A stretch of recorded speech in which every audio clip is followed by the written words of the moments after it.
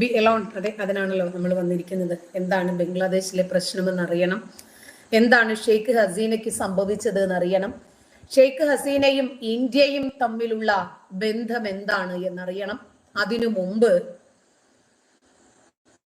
എന്താണ് ബംഗ്ലാദേശ് എന്നറിയണം. തെക്കൻ ഏഷ്യയിലെ ഒരു രാജ്യമാണ് ബംഗ്ലാദേശ്. ഈ ബംഗ്ലാദേശുമായി അതിർത്തി പങ്കിടുന്ന രണ്ട് രാജ്യങ്ങളാണ്, ഒന്ന് ഇന്ത്യ, മറ്റേത് മ്യാൻമാർ. ഇതാണ് ബംഗ്ലാദേശിന്റെ അതിർത്തി രാജ്യങ്ങൾ.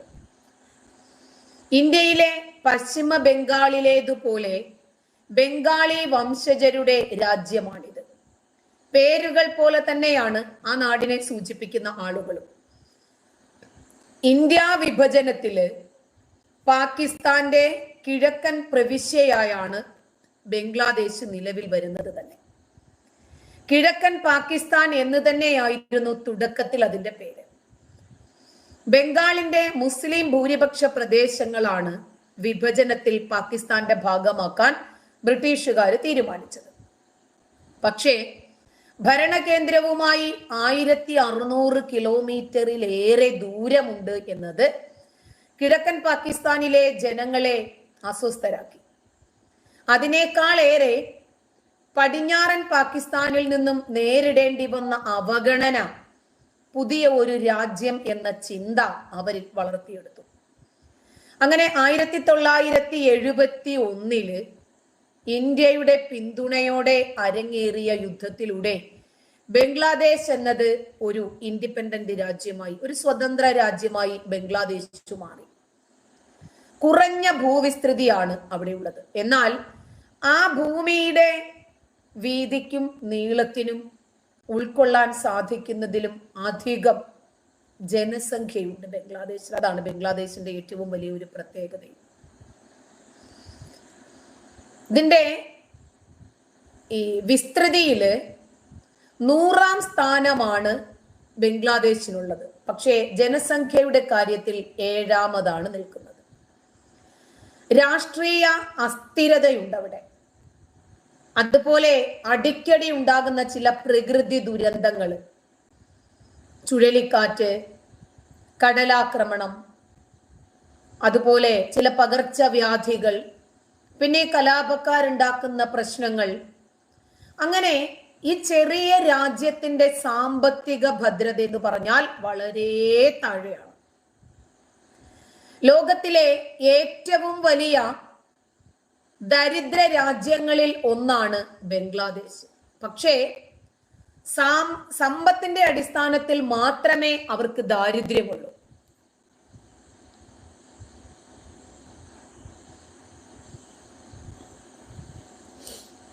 എന്താണ് അമൽജിത്തിന് എന്ത് പറ്റി? റിപ്പോർട്ടർ സുജയ്ക്ക് എന്താണ് പ്രശ്നം?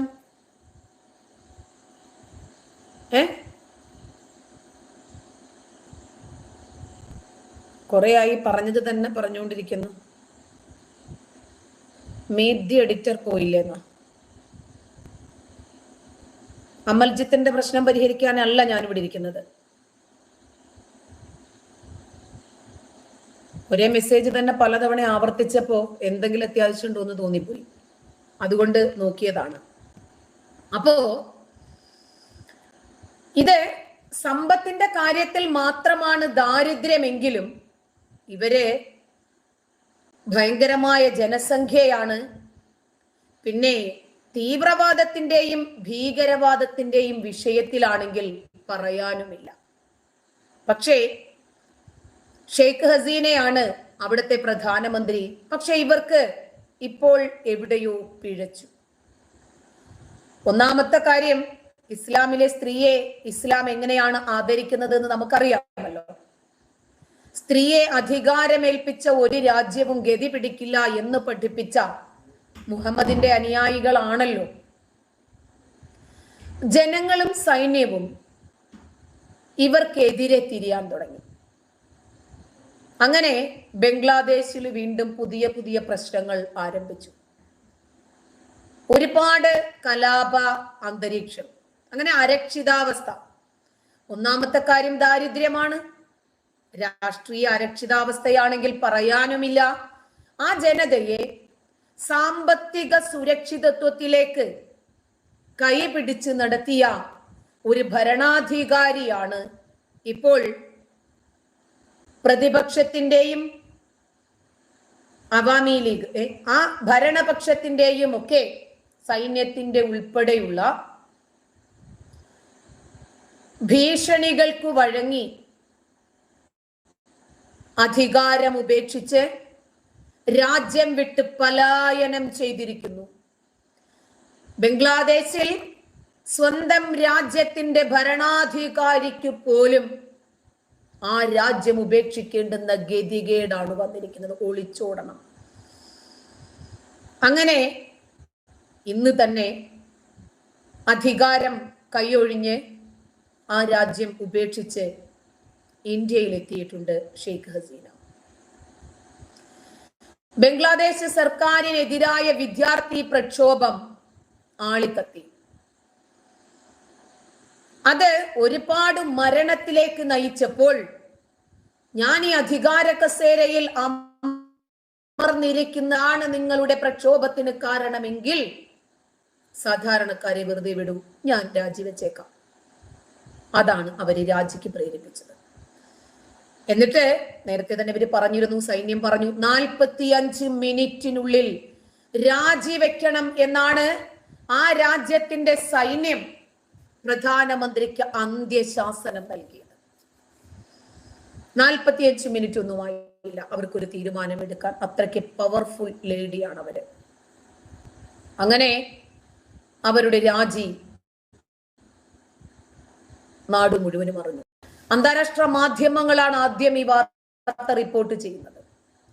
പ്രതിഷേധം രൂക്ഷമായെങ്കിലും പ്രക്ഷോഭകാരികളെ ഭീകരവാദികൾ എന്ന് വിശേഷിപ്പിച്ചു പോയി പ്രധാനമന്ത്രി ഷെയ്ഖ് ഹസീന. അനാവശ്യമായി ആളെ കൊല്ലുകയും തീയിടുകയും കലാപ അന്തരീക്ഷമുണ്ടാക്കുകയും ചെയ്യുന്നവരെ ഭീകരവാദികളെന്നല്ലാതെ പിന്നെ എന്ത് വിളിക്കണം? സമാധാനത്തിന്റെ വെള്ളരിപ്രാവുകളെന്നോ? ആ സമയത്ത് ഈ പ്രക്ഷോഭകാരികൾക്കെതിരെ ശക്തമായി നിന്ന സ്ത്രീയാണിവർ. ഇവര് ഈ അടിമകളെ ശക്തമായി നേരിടുമെന്ന നിലപാടിൽ നിന്ന ഒരു സ്ത്രീ. അപ്പോ ഇവരെ എതിരിടാൻ അങ്ങനെ പറ്റില്ല എന്ന് മനസ്സിലായതോടുകൂടിയാണ് രാജി എന്ന ആവശ്യത്തിലേക്ക് അവര് വന്നത്. മനുഷ്യത്വത്തിന്റെ മാതാവ് എന്നാണ് ബംഗ്ലാദേശില് ഇവരുടെ അണികൾ ഷെയ്ഖ് ഹസീനയെ തന്നെ വിശേഷിപ്പിച്ചിരുന്നത്. എതിരാളികളാണെങ്കിലോ എതിർ ശബ്ദങ്ങളെ അടിച്ചമർത്തുന്ന ഏകാധിപതിയാണെന്ന് പറഞ്ഞു. 19 തവണ വധശ്രമം നേരിട്ട ഷെയ്ഖ് ഹസീന ഒരു രാഷ്ട്രീയ പ്രതിഭാസം എന്നാണ് ബംഗ്ലാദേശ് മുഴുവനും അറിയപ്പെടുന്നത്. ലോക ചരിത്രത്തിൽ ഇടം നേടിയ ഒരു സ്ത്രീ കൂടിയാണ് ഷെയ്ഖ് ഹസീന. 17 കോടി ജനസംഖ്യയുള്ള ഒരു രാജ്യത്തെ ഒന്നുമില്ലായ്മയിൽ നിന്ന് ഏഷ്യ പസഫിക്കിലെ അതിവേഗം വികസിച്ചു കൊണ്ടിരിക്കുന്ന സമ്പദ് വ്യവസ്ഥയിലേക്ക് വഴിവെട്ടിയ കരുത്തുറ്റ ഒരു വനിത കൂടിയാണ് ഇവര്. 1996 ഹസീന ആദ്യമായി ബംഗ്ലാദേശിന്റെ പ്രധാനമന്ത്രിയായി സ്ഥാനമേൽക്കുന്നത്. 2001 തെരഞ്ഞെടുപ്പിൽ വിജയം നിലനിർത്താൻ കഴിഞ്ഞില്ല. പിന്നീട് 2007 സൈന്യം അട്ടിമറിയിലൂടെ അധികാരം പിടിച്ചെടുത്തപ്പോൾ അഴിമതി കുറ്റം ചുമത്തി ഹസീനയെ ജയിലിൽ അടച്ചു. ഇവർക്ക് സ്ത്രീ വിരോധികളാണല്ലോ. സ്ത്രീയെ വെറും കിടപ്പറയിലെ സെക്സ് ടോയ് ആയിട്ട് കാണുന്ന ഇവരെ സംബന്ധിച്ചിടത്തോളം ഒരു സ്ത്രീ ഒരു രാജ്യത്തെ അരക്ഷിതാവസ്ഥയിൽ നിന്നും സമ്പദ് വ്യവസ്ഥയിലേക്ക് കൊണ്ടുവരുന്നത് അവരെ കൊണ്ട് താങ്ങാൻ കഴിയില്ല. കാരണം ഇത്രയും നാളും പുരുഷന്മാർക്ക് സാധിക്കാതിരുന്നത് ഒരു സ്ത്രീ നേടിയെടുക്കുന്നുണ്ടല്ലോ. ഇവരുടെ ഈഗോ വർക്കൗട്ടായി. അല്ല, 6-ാം നൂറ്റാണ്ടിന്റെ ശരീഅത്ത് ഗോത്ര നിയമം വർക്കൗട്ടായി. പിന്നെ 2008 2014 2019 ഈ ഷെയ്ഖ് ഹസീന വൻ ഭൂരിപക്ഷത്തിൽ അധികാരത്തിൽ തിരിച്ചെത്തി. 1996 മുതൽ 2001 വരെ, പിന്നെ 2009 മുതൽ തുടർച്ചയായും അധികാരത്തിൽ ഇരുന്നതോടെ ലോകത്തിൽ ഏറ്റവും കൂടുതൽ കാലം സേവനമനുഷ്ഠിച്ച വനിതാ ഭരണാധികാരിയായി അവർ ചരിത്രത്തിൽ ഇടം പിടിച്ചു. ഈ ജനുവരിയിൽ നടന്ന തെരഞ്ഞെടുപ്പിലൂടെ അവർ വീണ്ടും അധികാരത്തിൽ തിരിച്ചെത്തി. പക്ഷേ സർക്കാർ വിരുദ്ധ വികാരം രൂക്ഷമായിരുന്നു. ബംഗ്ലാദേശാണ്, പറഞ്ഞിട്ട് കാര്യമില്ല. അതിന് പിന്നാലെ ഉണ്ടായ സംവരണ വിരുദ്ധ പ്രതിഷേധം അക്രമാസക്തമായി. സർക്കാരിനെതിരായ വിദ്യാർത്ഥി പ്രതിഷേധങ്ങളിൽ 300ഓളം ആളുകൾ കൊല്ലപ്പെട്ടു. ഇതിന് പിന്നാലെയാണ് ഷെയ്ഖ് ഹസീന അധികാരത്തിൽ നിന്ന് പുറത്താകുന്നത്. ആരാണ്? എന്തിനാണ് ബംഗ്ലാദേശിലെ ഭീകരവാദികൾ ഷെയ്ഖ് ഹസീനയെ ഇങ്ങനെ ഭയക്കുന്നത്? 1947 സെപ്റ്റംബർ 28 കിഴക്കൻ ബംഗാളിലെ, അതായത് ഇന്ന് ബംഗ്ലാദേശ് അറിയപ്പെടുന്നത്, തുങ്കിപ്പാറയിൽ ബംഗാളി ദേശീയ നേതാവായ ഷെയ്ഖ് മുജീബുർ റഹ്മാന്റെയും ബീഗം ഫാസിലത്തുൻ നിസാ മുജീബിന്റെയും മകളായിട്ടാണ് ഹസീന ജനിക്കുന്നത്. കുട്ടിക്കാലത്ത് മാതാവിന്റെയും മുത്തശ്ശിയുടെയും സംരക്ഷണത്തിൽ തുങ്കിപ്പാരയിലാണ് ഹസീന വളർന്നത്. ഗ്രാമത്തിലെ പ്രൈമറി സ്കൂളിലാണ് ഹസീന വിദ്യാഭ്യാസം ആരംഭിക്കുന്നത്. അത് കഴിഞ്ഞിട്ട് അവരുടെ കുടുംബം ധാക്കയിലേക്ക് മാറുന്നു. അതോടെ ഹസീന അസിംപൂർ ഗേൾസ് സ്കൂളിൽ ചേർന്ന് പഠിക്കുന്നു. പിന്നീട് ബിരുദ വിദ്യാഭ്യാസത്തിനായി ഈഡൻ കോളേജിലേക്ക് പോകുന്നു. 1966 1967 ഇടയിൽ ഈഡൻ കോളേജിലെ സ്റ്റുഡൻസ് യൂണിയന്റെ വൈസ് പ്രസിഡന്റായി ചുമതലയേൽക്കുന്നു. ഭൗതിക ശാസ്ത്രത്തിൽ ഡോക്ടറേറ്റ് നേടിയ ബംഗാളി ആണവ ശാസ്ത്രജ്ഞനായ MA വാസദ് മിയയെ 1967 ഹസീന വിവാഹം കഴിക്കുന്നു. പിന്നീട് ധാക്ക സർവകലാശാലയിൽ സാഹിത്യം പഠിക്കാനായി ചേരുന്നു. അതായത് മുസ്ലിം സ്ത്രീക്ക് വിദ്യാഭ്യാസം വേണ്ട എന്ന് ശഠിച്ചിരുന്ന ഒരു രാജ്യത്താണ് ഇവർ ഈ വിദ്യാഭ്യാസം അഭ്യസിക്കുന്നത്. അതിൽ നിന്നും 6-ാം നൂറ്റാണ്ടിന്റെ മതം ഇവരുടെ തലയിൽ നിന്നും ഏതാണ്ട് പോയിരുന്നു. അതുകൊണ്ടാണ് അല്ലെങ്കിൽ അവരെ നിങ്ങൾ തുന്നൽ പഠിപ്പിച്ചാൽ മതി, എഴുത്ത് നിങ്ങൾ സ്ത്രീകളെ പഠിപ്പിക്കരുത്,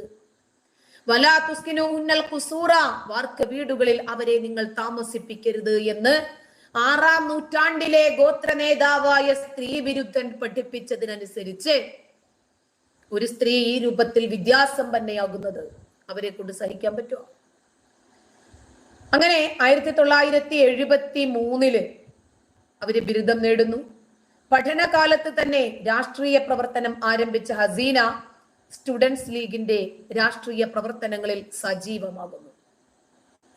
1975 ഓഗസ്റ്റ് 15 മുജീബുർ റഹ്മാന്റെ കൊലപാതകം നടന്ന ബംഗ്ലാദേശ് അട്ടിമറി സമയത്ത് ഹസീനയുടെ ഭർത്താവും മക്കളും സഹോദരി ഷെയ്ഖ് രഹിനയും ഒഴികെയുള്ള മുഴുവൻ കുടുംബവും കൊല്ലപ്പെട്ടു. കൊലപാതകം നടക്കുന്ന സമയത്ത് ഹസീനയും സഹോദരി രഹനയും യൂറോപ്പ് സന്ദർശിക്കുമായിരുന്നു. അതുകൊണ്ട് അവര് രക്ഷപ്പെട്ടു. അതോടെ അവര് പശ്ചിമ ജർമ്മനിയില് ബംഗ്ലാദേശ് അംബാസഡറുടെ വീട്ടില് അഭയം തേടി. ഷെയ്ഖ് ഹസീന ഇന്നും ഇന്നലെയുമല്ല ഈ പലായനം ചെയ്തിട്ടുള്ളത്. അവര് ധീരയായ സ്ത്രീയാണ്. പിന്നാലെ ഇന്ത്യൻ പ്രധാനമന്ത്രി അന്നത്തെ ഇന്ദിരാഗാന്ധി രാഷ്ട്രീയ അഭയം അവർക്ക് വാഗ്ദാനം ചെയ്തു. ഇതോടെ കുടുംബത്തിലെ അവശേഷിക്കുന്ന അംഗങ്ങൾ 6 വർഷത്തോളം ന്യൂഡൽഹിയിൽ പ്രവാസ ജീവിതം നയിച്ചു. സിയാബുർ റഹ്മാന്റെ സൈനിക ഭരണകൂടം ഹസീനയെ ബംഗ്ലാദേശിൽ പ്രവേശിക്കുന്നതിൽ നിന്ന് വിലക്കി. അവര് കനലുകൾ താണ്ടി നടന്നു വന്നവരാണ്. കൊടുങ്കാറ്റിൽ ഉലയാതെ നിന്നതാണ്. അതുകൊണ്ട് ഈ ചെറു കാറ്റിൽ അവരുലയില്ല. അവർക്കിത് പുത്തിരിയുമല്ല. 1981 സിയാബുർ റഹ്മാൻ കൊല്ലപ്പെടുന്നു. ആർക്കും മര്യാദയ്ക്കുള്ള ഒരു മരണം ഇസ്ലാമിക രാജ്യത്ത് ലഭിക്കുന്നില്ല. അതിന് നബിയുടെ കൂട്ടാളികൾക്കും കിട്ടിയിട്ടില്ല, നബിയുടെ അനുയായികൾക്കും കിട്ടിയിട്ടില്ല. പോട്ടെ. അങ്ങനെ ആ വർഷം തന്നെ ഇന്ത്യയില് പ്രവാസ ജീവിതം നയിക്കുന്നതിനിടയിൽ അവാമി ലീഗിന്റെ പ്രസിഡന്റായി ഹസീന തെരഞ്ഞെടുക്കപ്പെട്ടു. മെയ് 17-ാം തീയതി വീട്ടിൽ തിരിച്ചെത്തിയ ഹസീനയെ സ്വീകരിക്കാൻ ആയിരക്കണക്കിന് അവാമി ലീഗ് പ്രവർത്തകരാണ് ഒത്തുചേർന്നത്. 1984 ഫെബ്രുവരിയിലും നവംബറിലും അവർ സൈനിക നിയമപ്രകാരം വീട്ടുതടങ്കലിലാകുന്നു. സൈന്യം എല്ലാ കാലത്തും ഇവരെ അട്ടിമറിക്കാനും ഒതുക്കാനും അട്ടിച്ചമർത്താനും ശ്രമിച്ചിട്ടുണ്ട്. 1985 മാർച്ചില് വീണ്ടും 3 മാസത്തേക്ക് വീട്ടുതടങ്കലിലായി. അങ്ങനെ പ്രസിഡന്റ് ഹുസൈൻ മുഹമ്മദ് എർഷാദിന്റെ കീഴിൽ നടന്ന 1986 ബംഗ്ലാദേശിന്റെ പൊതു തെരഞ്ഞെടുപ്പ്, അതിൽ ഹസീനയും അവാമി ലീഗും മത്സരിച്ചു. 1986-87 കാലഘട്ടത്തിൽ പാർലമെന്റിൽ പ്രതിപക്ഷ നേതാവായി അവര് സേവനമനുഷ്ഠിച്ചു. എർഷാദിനെതിരെ പ്രതിപക്ഷം എന്ന നിലയിൽ 8 പാർട്ടികളുടെ സഖ്യത്തിന് അവർ നേതൃത്വം നൽകി. 1987 ഡിസംബറില് എർഷാദ് പാർലമെന്റ് പിരിച്ചുവിട്ടു. അതിന് പിന്നാലെ സിയാവുർ റഹ്മാന്റെ വിധവയായ ഖാലിദ സിയയുടെ കീഴിലുള്ള ബംഗ്ലാദേശ് നാഷണലിസ്റ്റ് പാർട്ടിയുമായി ചേർന്ന് അവാമി ലീഗ് ജനാധിപത്യം പുനഃസ്ഥാപിക്കുന്നതിന് വേണ്ടിയുള്ള പ്രവർത്തനം ദ്രുതഗതിയിൽ നടത്തി. ഭരണഘടനാ ഹിത പരിശോധനയ്ക്ക് ശേഷം രാജ്യത്തെ പാർലമെന്ററി സംവിധാനത്തിലേക്ക് കൊണ്ടുവന്നു. 1991 പാർലമെന്റ് പൊതു തെരഞ്ഞെടുപ്പ് നടക്കുന്നു. അതില് ഖാലിദ സിയയുടെ നേതൃത്വത്തിലുള്ള ബംഗ്ലാദേശ് നാഷണലിസ്റ്റ് പാർട്ടി ഭൂരിപക്ഷം നേടി. അവാമി ലീഗ് ഏറ്റവും വലിയ പ്രതിപക്ഷ പാർട്ടിയായി മാറുന്നു. ഹസീന മത്സരിച്ച 3 മണ്ഡലങ്ങളിൽ 2 സ്ഥലത്ത് തോൽക്കുകയും 1 വിജയിക്കുകയും ചെയ്തു. തോൽവി സമ്മതിച്ച് തുടക്കത്തിൽ തന്നെ പാർട്ടി അധ്യക്ഷ സ്ഥാനം രാജിവെച്ചെങ്കിലും പാർട്ടി നേതാക്കളുടെ അഭ്യർത്ഥന മാനിച്ച് ആ സ്ഥാനത്ത് തന്നെ തുടർന്നു. അവാമി ലീഗ് അംഗത്തിന്റെ മരണശേഷം നടന്ന ഉപതെരഞ്ഞെടുപ്പിന് പിന്നാലെ 1994 ബംഗ്ലാദേശിലെ രാഷ്ട്രീയം നിർണായക വഴിത്തിരിവിലേക്ക് മാറി. BNP സ്ഥാനാർത്ഥി കൃത്രിമത്വത്തിലൂടെ വിജയിച്ചു എന്ന് തെരഞ്ഞെടുപ്പിന് സാക്ഷ്യം വഹിക്കാനെത്തിയ നിഷ്പക്ഷ നിരീക്ഷകർ വെളിപ്പെടുത്തി. അതിന് പിന്നാലെ പാർലമെന്റ് ബഹിഷ്കരിക്കാൻ ഹസീന നേതൃത്വം നൽകി. അതോടെ ഹസീനയും ഖാലിദ സിയയും തമ്മിലുള്ള ബന്ധം രൂക്ഷമായി. 1996 ഷെയ്ഖ് ഹസീന ആദ്യമായി ബംഗ്ലാദേശിന്റെ പ്രധാനമന്ത്രി സ്ഥാനത്തെത്തുന്നത്. ജൂൺ 12-ാം തീയതി നടന്ന പാർലമെന്റ് തെരഞ്ഞെടുപ്പില് ബംഗ്ലാദേശിലെ അവാമി ലീഗ് ഭൂരിപക്ഷം നേടിയതോടെ ജൂൺ 23-ാം തീയതി അവർ ആദ്യമായി പ്രധാനമന്ത്രിയായി ചുമതലയേറ്റു. ഇതെല്ലാം ഗോത്ര നിയമങ്ങളെ ചവിട്ടി മെതിച്ചുകൊണ്ടാണ് അവർ നേടിയെടുക്കുന്നത് എന്ന് മറക്കരുത്. ആദ്യത്തെ ടേമില് 2002 ജൂലൈ വരെയാണ് അവരെ അധികാരത്തിലിരുത്തിയത്. ഒട്ടേറെ ഭരണ പരിഷ്കാരങ്ങൾക്ക് ഈ കാലഘട്ടം സാക്ഷ്യം വഹിച്ചു. ഗംഗാജലം പങ്കുവയ്ക്കുന്നതുമായി ബന്ധപ്പെട്ട് ഇന്ത്യയുമായി കരാർ ഒപ്പുവെക്കുന്നത് ഈ സമയത്തായിരുന്നു. രാജ്യത്തെ ടെലികമ്മ്യൂണിക്കേഷൻ വ്യവസായം സ്വകാര്യ മേഖലയ്ക്ക് തുറന്നുകൊടുത്തു. 97 ഡിസംബറിൽ ഹസീനയുടെ സർക്കാർ ചിറ്റഗോങ് ഹിൽ ട്രാക്ട്സ് സമാധാന ഉടമ്പടി അതിൽ ഒപ്പുവെക്കുന്നു. ഇതോടെ ചിറ്റഗോങ് ഡിവിഷനിലെ കലാപത്തിന് ഏതാണ്ട് അവസാനമായി. അവരുണ്ടാക്കിയ ഭരണ പരിഷ്കാരങ്ങളിൽ ഏറ്റവും പ്രധാനപ്പെട്ടത് അത് തന്നെയായിരുന്നു. അത് കഴിഞ്ഞിട്ട് അവർക്ക് യുനെസ്കോ സമാധാന സമ്മാനം ലഭിക്കുന്നു. ഇക്കാലത്ത് അയൽ രാജ്യങ്ങളുമായിട്ടുള്ള ഉഭയകക്ഷി ബന്ധം മെച്ചപ്പെട്ടു. 1999 സർക്കാർ സ്വകാര്യ മേഖലയെ ശക്തിപ്പെടുത്തുന്ന പുതിയ വ്യവസായ നയം ആരംഭിച്ചു. വിവിധ മേഖലകളിൽ നടത്തിയ പരിഷ്കാരങ്ങളുടെ ഫലമായി രാജ്യത്തിന്റെ GDP വളർച്ച വളരെ ഉയർന്നു. ഭക്ഷ്യധാന്യ ഉൽപാദനം 19 ദശലക്ഷം ടണ്ണിൽ നിന്ന് 26.5 ദശലക്ഷം ടണ്ണായി ഉയർന്നു. അതോടെ ദാരിദ്ര്യത്തിൽ നിന്നും ക്രമേണ ചവിട്ടുപടികളിലൂടെ ബംഗ്ലാദേശ് കയറി വരുമായിരുന്നു.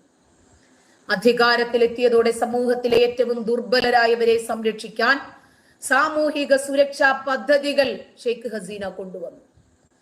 തുടക്കത്തിൽ 4 ലക്ഷം വയോജനങ്ങൾക്ക് ഗുണകരമാകുന്ന അലവൻസുകൾ അവർ പ്രഖ്യാപിച്ചു. ഈ പദ്ധതി പിന്നീട് വിധവകൾ, ദുരിതബാധിതർ, ഉപേക്ഷിക്കപ്പെട്ട സ്ത്രീകൾ എന്നിവരിലേക്ക് അവർ വ്യാപിപ്പിച്ചു. രാജ്യത്തെ എങ്ങനെ പരിഷ്കരിക്കാം, അത് വേരിൽ നിന്നാണ് തളം വയ്ക്കേണ്ടത് എന്ന് അവർ മനസ്സിലാക്കി. വെള്ളവും വളവും ഒഴിക്കേണ്ടത് മരമായതിനു ശേഷം ഇലകളിലല്ല. അതുകൊണ്ടാണ് അവർ ഓരോ അലവൻസുകളും വളരെ താഴേക്കിടയിൽ നിന്ന് തുടങ്ങിയത്. നിയമനിർമ്മാണത്തിലൂടെ പ്രാദേശിക ഭരണത്തിൽ 4 തലത്തിലുള്ള സംവിധാനം സർക്കാർ കൊണ്ടുവന്നു. ഗവൺമെന്റ് ടെലികമ്മ്യൂണിക്കേഷൻ വ്യവസായത്തെ കൂടുതൽ ഉദാരമാക്കി. ടെലിഫോൺ സേവനങ്ങൾ നൽകുന്നതിന് സ്വകാര്യ കമ്പനികൾക്ക് ലൈസൻസുകൾ അനുവദിച്ചു. ഇതിന്റെ ഫലമായി ഈ രംഗത്തെ കുത്തക അവസാനിച്ചു. സേവന നിരക്ക് കുറഞ്ഞു. ടെലികമ്മ്യൂണിക്കേഷൻ വ്യവസായത്തെ നിയന്ത്രിക്കുന്നതിനായി സർക്കാർ ബംഗ്ലാദേശ് ടെലികമ്മ്യൂണിക്കേഷൻ റെഗുലേറ്ററി കമ്മീഷനെ സ്ഥാപിക്കുന്നു. ഇതൊക്കെയാണെങ്കിലും അവാമി ലീഗിന് അധികാരം തുടർന്ന് മുന്നോട്ട് കൊണ്ടുപോകാൻ കഴിഞ്ഞില്ല. 2001 തെരഞ്ഞെടുപ്പില് ബംഗ്ലാദേശ് അവാമി ലീഗിനെ പരാജയപ്പെടുത്തുകയും ഷെയ്ഖ് ഹസീന വീണ്ടും പ്രതിപക്ഷ നേതാവാകുകയും ചെയ്തു. അധികാരം നഷ്ടപ്പെട്ട് ഹസീന 2ാം വട്ടവും പ്രതിപക്ഷ നേതാവായ സമയത്ത് ബംഗ്ലാദേശിൽ രാഷ്ട്രീയ അശാന്തിയും അക്രമവും വർദ്ധിച്ചു. 2004 മെയ്യിൽ MP അഹ്സനുള്ള മാസ്റ്റർ വെടിയേറ്റു മരിക്കുന്നു. ഇതിനെ തുടർന്ന് ഓഗസ്റ്റ് 21 ധാക്കയിൽ അവാമി ലീഗ് സമ്മേളനത്തിന് നേരെ നടന്ന ഗ്രനേഡ് ആക്രമണത്തിൽ പാർട്ടിയുടെ വനിതാ സെക്രട്ടറിയായ IV റഹ്മാൻ, അദ്ദേഹത്തെ IV റഹ്മാൻ ഉൾപ്പെടെ 24ഓളം പാർട്ടി അനുഭാവികളാണെന്ന് കൊല്ലപ്പെട്ടത്. പക്ഷേ അവരുടെ ലക്ഷ്യം ഈ IV റഹ്മാൻ ആയിരുന്നില്ല, ഷെയ്ഖ് ഹസീനയായിരുന്നു. ഹസീനയുടെ അടുത്ത ഉപദേഷ്ടാവും മുൻ ധനമന്ത്രിയുമായ SAMS കിബ്രിയ ആ വർഷം ഗ്രനേഡ് ആക്രമണത്തിൽ കൊല്ലപ്പെടുന്നു. അതിലും തലനാരിഴയ്ക്ക് ഷെയ്ഖ് ഹസീന രക്ഷപ്പെടുന്നു. 2007 തെരഞ്ഞെടുപ്പിന് മുമ്പുള്ള മാസങ്ങൾ രാഷ്ട്രീയ അശാന്തിയും വിവാദങ്ങളും നിറഞ്ഞതായിരുന്നു. ഖാലിദാസിയയുടെ സർക്കാരിന്റെ കാലാവധി അവസാനിച്ചതിന് പിന്നാലെ കെയർടേക്കർ സർക്കാരിന്റെ തലവൻ ആരാകണം എന്നതിനെ ചൊല്ലി പ്രതിഷേധങ്ങൾ ഉണ്ടായി. 40ഓളം പേരാണ് പ്രതിഷേധങ്ങളിൽ കൊല്ലപ്പെടുന്നത്. പിന്നാലെ വിവിധ കക്ഷികളെ ചർച്ചകളിലേക്ക് കൊണ്ടുവരാൻ കാവൽ സർക്കാർ ഒരുപാട് ബുദ്ധിമുട്ടി. താൽക്കാലിക സർക്കാർ BNPക്ക് അനുകൂലമാണ് എന്നായിരുന്നു അവാമി ലീഗിന്റെ പ്രധാനപ്പെട്ട ആരോപണം. പ്രസിഡൻഷ്യൽ ഉപദേഷ്ടാവായ മുഖ്ലസുർ റഹ്മാൻ ചൗധരി ഹസീനയുമായും ഖാലിദാസിയയുമായും ചർച്ചകൾ നടത്തി സാഹചര്യങ്ങൾ അനുകൂലമാക്കി. അതോടെ 2007 ജനുവരി 22 നടന്ന പാർലമെന്റ് തെരഞ്ഞെടുപ്പിൽ പ്രധാന കക്ഷികൾക്ക് മത്സരിക്കാൻ കഴിഞ്ഞു. അഴിമതി കേസിൽ ശിക്ഷിക്കപ്പെട്ടതുകൊണ്ട് ഹുസൈൻ മുഹമ്മദ് ഇർഷാദിന്റെ നാമനിർദ്ദേശ പത്രിക തെരഞ്ഞെടുപ്പ് കമ്മീഷൻ റിട്ടേണിംഗ് ഓഫീസർ റദ്ദാക്കി. ഇതോടെ മഹാസഖ്യം തങ്ങളുടെ സ്ഥാനാർത്ഥികളെ കൂട്ടത്തോടെ പിൻവലിച്ചു. വോട്ടർമാരുടെ പട്ടിക പ്രസിദ്ധീകരിക്കണമെന്ന് അവർ ആവശ്യപ്പെട്ടു. പ്രസിഡന്റ് ഇയാജുദ്ദീൻ അഹമ്മദ് അടിയന്തരാവസ്ഥ പ്രഖ്യാപിക്കാൻ നിർബന്ധിതനായി. ഇതോടെ ഒരു ലഫ്റ്റനന്റ് ജനറൽ മൊയ്നുദ്ദീൻ അഹമ്മദ് ഉണ്ടായിരുന്നു. അദ്ദേഹം സർക്കാരിന്റെ നിയന്ത്രണം ഏറ്റെടുത്തു. രാഷ്ട്രീയ പ്രവർത്തനങ്ങൾ നിരോധിച്ചു. ബംഗ്ലാദേശ് സൈന്യത്തിന്റെ പിന്തുണയോടെ ഫക്രുദ്ദീൻ അഹമ്മദ് മുഖ്യ ഉപദേഷ്ടാവായി ചുമതലയേറ്റു.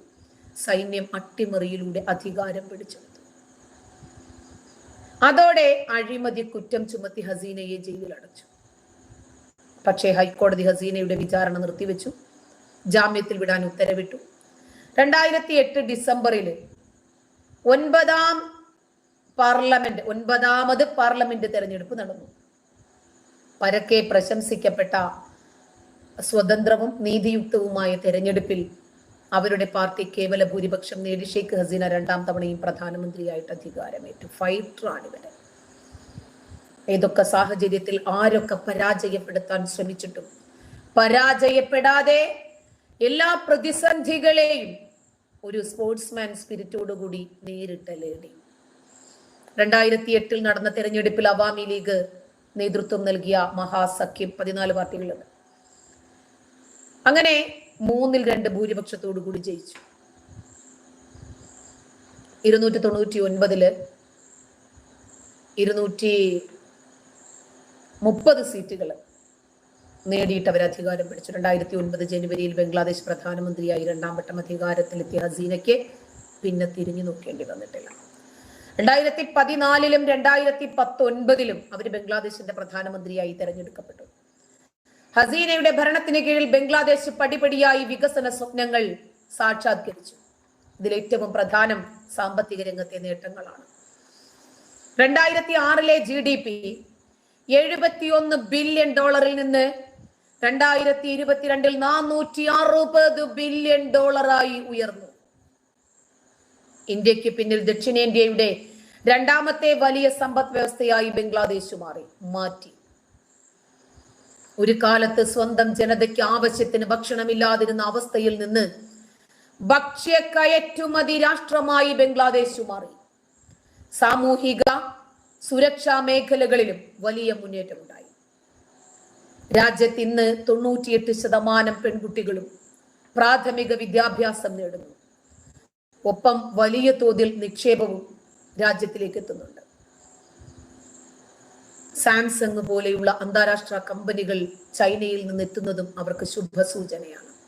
ഇങ്ങനെയൊക്കെയാണെങ്കിലും ആഗോളതലത്തിൽ തന്നെ കാലാവസ്ഥാ പ്രതിസന്ധി അഭിമുഖീകരിക്കുന്ന രാജ്യങ്ങളിൽ മുൻനിരയിലാണല്ലോ ബംഗ്ലാദേശ്. കാലങ്ങളായി രാജ്യത്തെ ജീവിതത്തെ നിയന്ത്രിക്കുന്നത് വെള്ളമാണ്. ഗംഗയും യമുനയും ബ്രഹ്മപുത്ര എന്ന നദികളൊക്കെ രാജ്യത്തിന്റെ ജീവനാഡികളാണ്.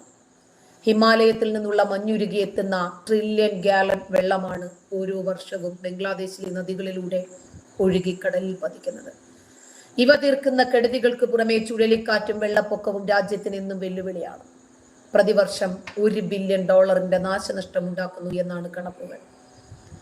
അതുകൂടാതെ വർദ്ധിച്ചു വരുന്ന സമുദ്രനിരപ്പും ബംഗ്ലാദേശിന്റെ ചങ്കടിപ്പ് ഉയർത്തിക്കൊണ്ടിരിക്കുകയാണ്.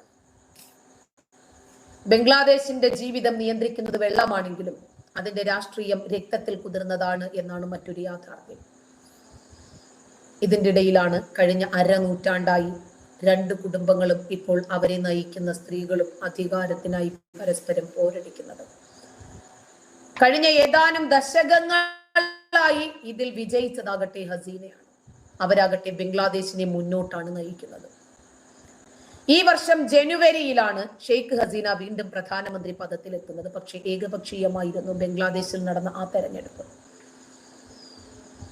വിശ്വാസ്യതയില്ല എന്ന് പറഞ്ഞ് പ്രധാനമന്ത്രി പ്രതിപക്ഷ കക്ഷിയായ ബംഗ്ലാദേശ് നാഷണലിസ്റ്റ് പാർട്ടി അവരുടെ സഖ്യകക്ഷികളും തെരഞ്ഞെടുപ്പ് ബഹിഷ്കരിച്ചു. അതോടെ വോട്ടെടുപ്പ് നടന്ന 299 മണ്ഡലങ്ങളിൽ 223 മണ്ഡലങ്ങളിലും ഭരണകക്ഷിയായ അവാമി ലീഗ് വിജയിച്ചു. ബംഗ്ലാദേശ് സ്ഥാപകനായ ഷെയ്ഖ് മുജീബുർ റഹ്മാന്റെ മകൾ ഷെയ്ഖ് ഹസീന തുടർച്ചയായി 4ാമതും പ്രധാനമന്ത്രിയായി. വെറുതെ നേടിയെടുത്തതല്ല. മതം വലിച്ചെറിഞ്ഞ് രാജ്യത്തിനു വേണ്ടി ജീവനും ജീവിതവും സമർപ്പിക്കാൻ തയ്യാറായപ്പോൾ അവര് ഫൈറ്ററാണല്ലോ, അവര് നേടിയെടുത്തതാണ് അതെല്ലാം. അവര് പോയ വഴിയെല്ലാം പരവതാനി വിരിച്ചതാകുമെന്നും എല്ലാവരും അവരെ കിരീടം കൊടുത്ത് സ്വീകരിച്ചെന്നും നമ്മൾ വിശ്വസിക്കരുത്. കിരീടം ഉണ്ടാകും, പക്ഷെ മുൾക്കിരീടമാണെന്ന് മാത്രം. അങ്ങനെ ബംഗ്ലാദേശിൽ ഇത് 5ാം തവണയാണ് ഷെയ്ഖ് ഹസീന പ്രധാനമന്ത്രിയാകുന്നത്. 1996-ലായിരുന്നു ആദ്യത്തെ ഊഴം. 2001-ൽ അധികാരം നഷ്ടപ്പെട്ടു. 2009-ൽ പ്രധാനമന്ത്രി പദത്തിൽ തിരിച്ചെത്തി. പിന്നീട് അവർ തോറ്റിട്ടില്ല. അനുയായികൾക്ക് അവർ ഉരുക്കു വനിതയാണ്. ബംഗ്ലാദേശിനെ വികസനത്തിന്റെ പാതയിലേക്ക് നയിച്ച പ്രധാനമന്ത്രി. പക്ഷേ വിമർശകർക്ക് അവർ ഏകാധിപതിയാണ്. എതിർ ശബ്ദങ്ങളെ അടിച്ചമർത്തുന്ന ഭരണാധികാരിയാണ്. അതുകൊണ്ട് തന്നെ തെരഞ്ഞെടുപ്പിന് ശേഷം ഷെയ്ഖ് ഹസീനയ്ക്കെതിരായ വികാരം ബംഗ്ലാദേശിൽ വ്യാപകമായി ഉയർന്നു. പ്രത്യേകിച്ച് ബംഗ്ലാദേശ് ഒരു മതരാജ്യമാണല്ലോ. അവരെ സംബന്ധിച്ചിടത്തോളം ഒരു മുസ്ലിം സ്ത്രീ അവര് കേറി വരുന്നു എന്ന് പറയുമ്പോൾ ഇവർക്കത് താങ്ങാൻ കഴിയില്ല. ഇവരത് അംഗീകരിക്കത്തുമില്ല.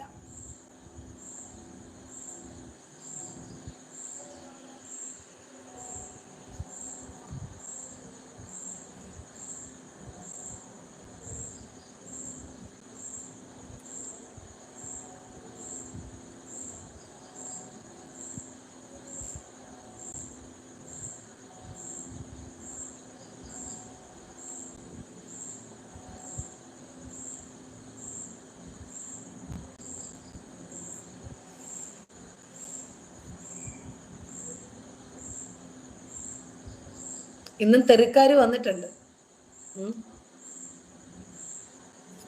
ഇവർക്ക് ഇഷ്ടമില്ലാത്ത വിഷയമാണ് നമ്മൾ സംസാരിക്കുന്നതെന്ന് അവർക്കും അറിയാം. ഇഷ്ടമില്ലെങ്കിൽ കാണാതെങ്കിലും ഇരുന്നൂടെ അല്ലേ? എന്നാലും എന്തോ പറയണമെന്ന് അറിയണ്ടേ, ഇരിക്കട്ടെ. അങ്ങനെ അതിനിടയില് ഒരുപാട് അഴിമതി ആരോപണമാണ് ഇവർക്കെതിരെ ഉയർന്നു വന്നത്. ഷെയ്ഖ് ഹസീനയുടെ വീട്ടിലെ ജോലിക്കാരനായ ജഹാംഗീർ ആലത്തിന്റെ സമ്പാദ്യം $3.4 കോടി എന്ന റിപ്പോർട്ടുകൾ വലിയ രൂപത്തിൽ പ്രതിഷേധ പ്രകടനങ്ങൾ രാജ്യത്തുണ്ടാക്കി.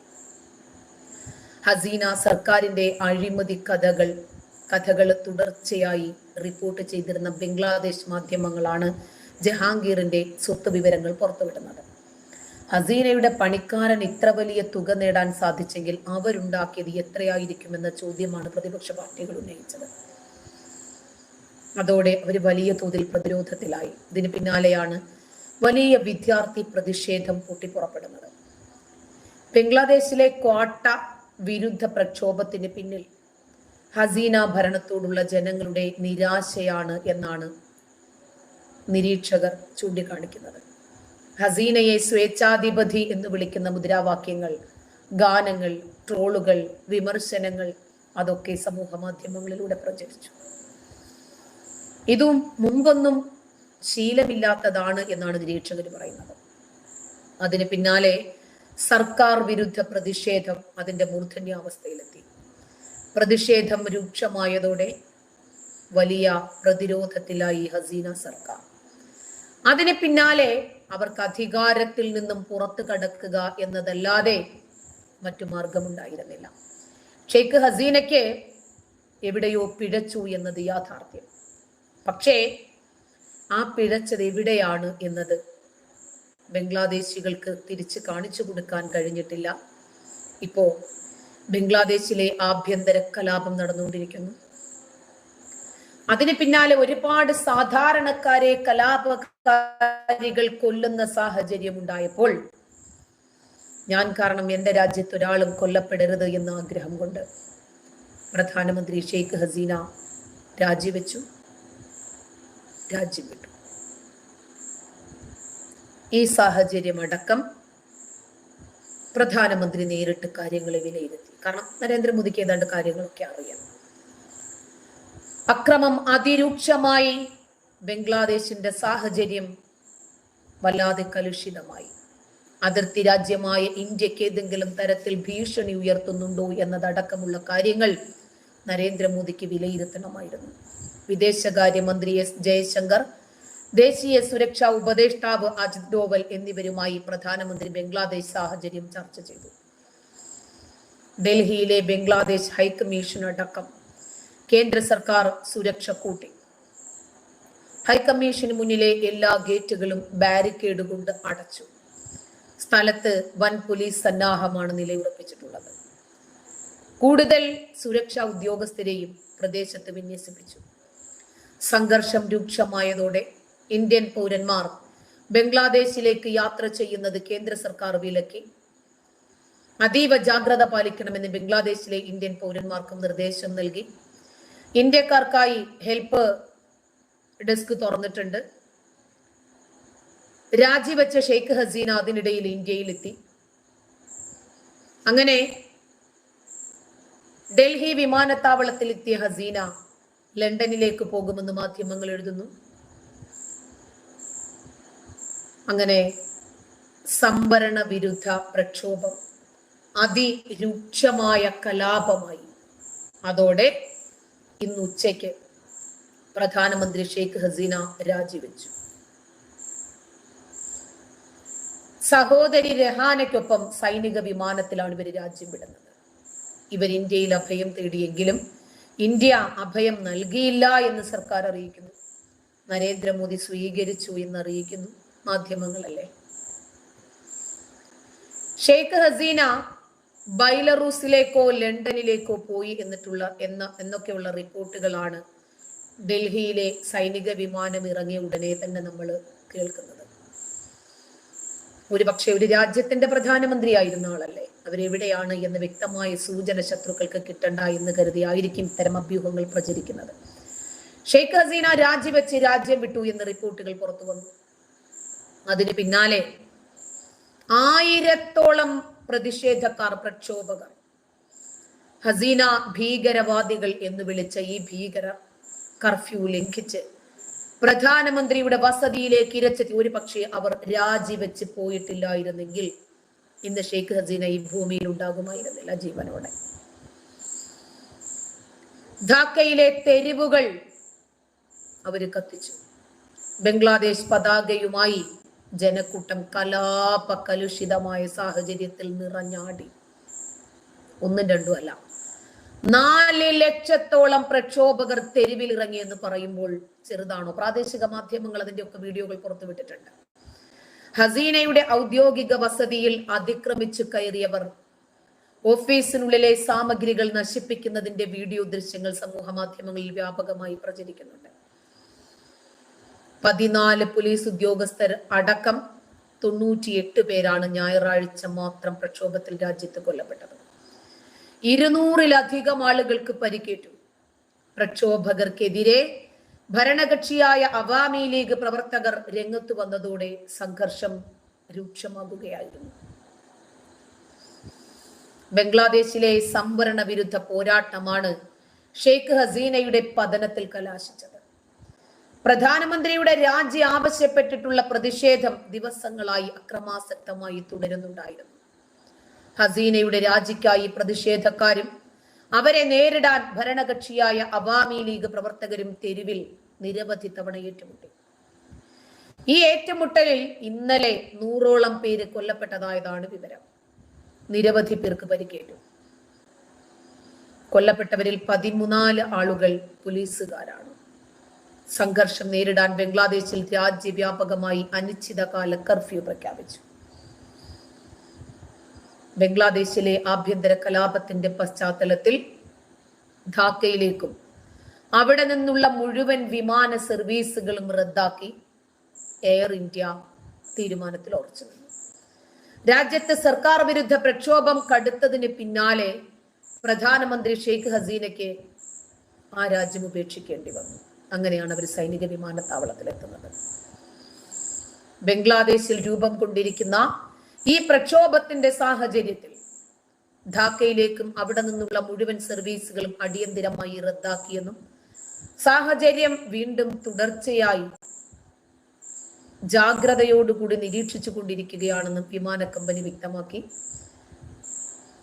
അതുകൊണ്ട് ഇപ്പോൾ കൃത്യമായി ഒന്നും പറയാൻ കഴിയില്ല, കാരണം ആ സ്ത്രീയുടെ ജീവൻ അപകടത്തിലാണ്.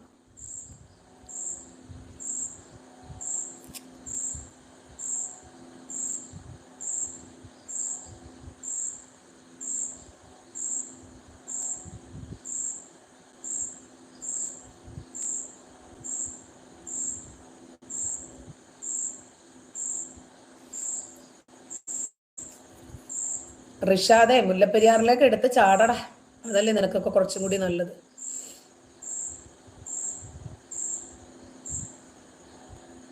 ഭരണാധികാരിയായി ഒരു സ്ത്രീയെ ഇങ്ങനെ വേട്ടയാടിയിട്ടേ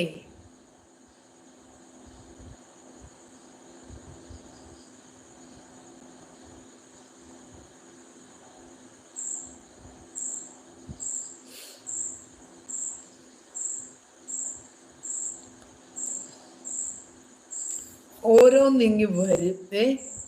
ഇഷ്ടമില്ലെങ്കിൽ കളഞ്ഞിട്ട് പോടാപ്പ. നിനക്കൊക്കെ എന്തുവാ പറയണേന്ന് അറിയേം വേണം. ഇത് കേൾക്കുമ്പോഴത്തേക്കിന് നിനക്കൊക്കെ വല്ലാത്ത കടിയുമാണല്ലേ. മുള്ളുമുരിക്ക് കയറിട്ട് കൈവിടറാർക്കാ പോടാ. മുള്ളുമുരിക്ക് കയറിട്ട് കൈവിടറാ. ഷെയ്ഖ് ഹസീനയുടെ വിജയമൊന്നും നിനക്കൊന്നും ആസ്വദിക്കാൻ പറ്റുന്നില്ല അല്ലേ? കാരണം ഒരു മുസ്ലിം സ്ത്രീ ആണല്ലോ. ശരി, നിക്കട്ടെ. ഇപ്പോ ബംഗ്ലാദേശില് പ്രധാനമന്ത്രിയായിരുന്ന, ഇന്നിപ്പോ രാജിവെച്ചല്ലോ, ഈ ഷെയ്ഖ് ഹസീനക്കെതിരെ കലാപം നടത്തിയത് ആരാണെന്ന് അറിയണ്ടേ? അതിനാണ് ഞാൻ ഇത്രയും വസ്തുതകൾ അക്കമിട്ട് നിങ്ങളോട് നിരത്തിയത്. യാഥാസ്ഥിതിക വിഭാഗമായ ഇസ്ലാം മതവിശ്വാസികൾ, ഇസ്ലാമുകൾ, അതുപോലെ പാർട്ടിയുടെ പേര് ജമാഅത്തെ ഇസ്ലാമിയായിരുന്നു മുന്നിൽ.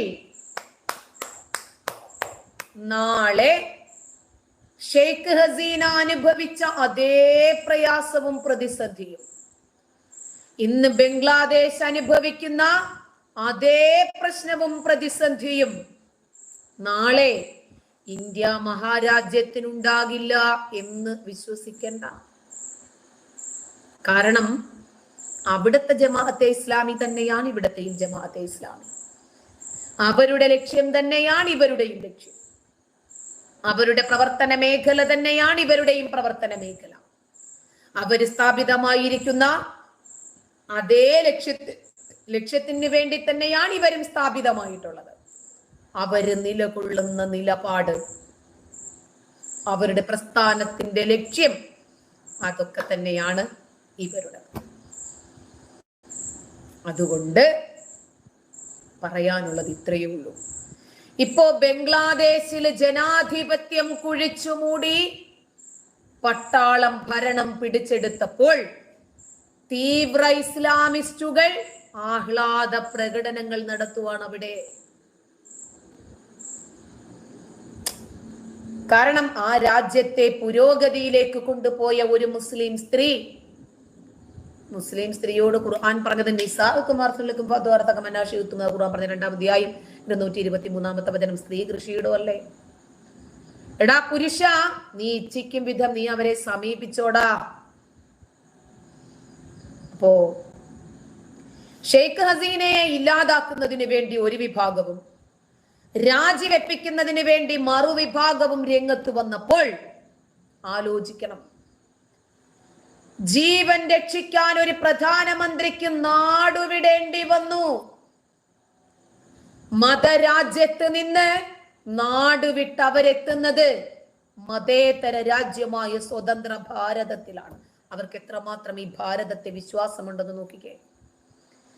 ഏഷ്യൻ രാജ്യങ്ങളിൽ സ്ത്രീകൾ മാത്രം പ്രധാനപ്പെട്ട പദവികൾ വഹിച്ചിട്ടുള്ള ബംഗ്ലാദേശ് പ്രധാനമന്ത്രി ഷെയ്ഖ് ഹസീന രാജിവെച്ച് ഇന്ത്യയിൽ അഭയം തേടിയിരിക്കുന്നു.